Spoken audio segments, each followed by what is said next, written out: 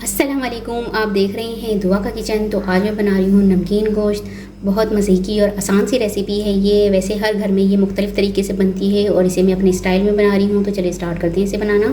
तो यहाँ पर कढ़ाई में सबसे पहले मैं 3 टेबल स्पून ऑयल लूँगी। ऑयल की मिकदार मैंने इसमें बहुत कम रखी है क्योंकि गोश्त के अंदर हमने इसमें चर्बी डाली है और चर्बी के अंदर जो ऑयल होता है वो भी काफ़ी रिड्यूस होता है। इसकी वजह से इसकी ऑयल की मिकदार मैंने काफ़ी कम रखी है।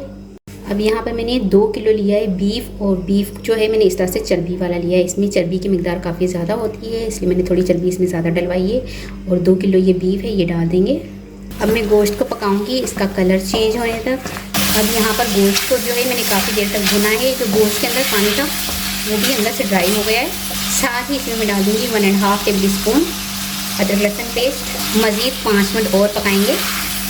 अदरक लहसुन पेस्ट डालने के बाद इसको मज़ीद मैंने थोड़ी देर पकाया ताकि जो अदरक लहसुन पेस्ट का कच्चापन है वो भी ख़त्म हो जाए इसके अंदर। अब इसमें मैं डाल दूँगी 1 टीस्पून नमक, बस पे जायका। मिक्स कर लेंगे। अब इसमें हम डाल देंगे 2 गिलास पानी। मिक्स कर लेंगे इसको अच्छी तरह से, कवर कर देंगे और गोश्त को टेंडर होने तक दरमियानी आंच पर पकाएंगे। तो यहाँ पर बीफ जो है वो टेंडर हो चुका है और इसका पानी जो है वो भी सारा ड्राई हो गया है। साथ साथ इसमें बीच में चमचा हिलाकर देख रही थी कि ताकि गोश्त जो है हमारा नीचे ना लगे, और साथ साथ चमचा भी हिला रही थी। अब ये देखिए यहाँ पर जितना भी ऑयल, देखिए मैंने कितना कम डाला था और अब आप ऑयल की मिकदार देखिए कितनी ज़्यादा है। ये जो चर्बी से ऑयल है वो सारा ये ऑयल है इसमें मेल्ट हुआ है, चर्बी का ऑयल। तो यहाँ पर गोश्त हमारा अच्छी तरह से टेंडर हो गया है, वो भी मैं आपको दिखा देती हूँ।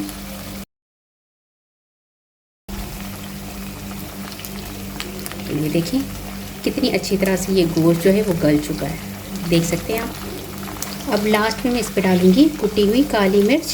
कई लोग जो है वो पहले डालते हैं, लेकिन मैं इसमें लास्ट में डाल रही हूँ ताकि गोश्त जो है वो हमारा काला ना पड़े। मिक्स कर लेंगे।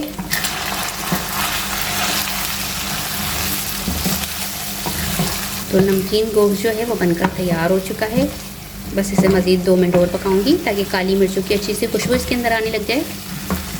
तो यहाँ पर 2 मिनट हो चुके हैं। फ्लेम में इसकी ऑफ कर दूँगी और इसे डिश आउट करके दिखाती हूँ। पेशावरी नमकीन गोश्त बनकर तैयार हो चुका है। इस पर मैं थोड़ी सी जूलियन शेप में कटी हुई अदरक डाल दूँगी, थोड़ा सा सब्ज़ धनिया पत्ता गार्निश कर दूँगी। तो इसकी बहुत अच्छी सी लुक आ जाएगी। और ये बिल्कुल आपके लिए ऑप्शनल है, अगर आप डालना चाहें तो डाल सकते हैं, वरना इसे स्किप कर दें। ये वैसे ही बहुत मज़े का लगता है नान के साथ और पराठों के साथ। उम्मीद है आज की ये पेशावरी नमकीन गोश्त की रेसिपी आपको पसंद आई होगी। रेसिपी पसंद आए तो मुझे कमेंट्स में बताइएगा कैसी लगी रेसिपी। वीडियो पसंद आई तो इसे लाइक ज़रूर कीजिएगा, चैनल को सब्सक्राइब कीजिएगा, फैमिली फ्रेंड्स के साथ शेयर कीजिएगा। आपसे मिलूंगी नेक्स्ट वीडियो में। जब तक के लिए अल्लाह हाफिज़।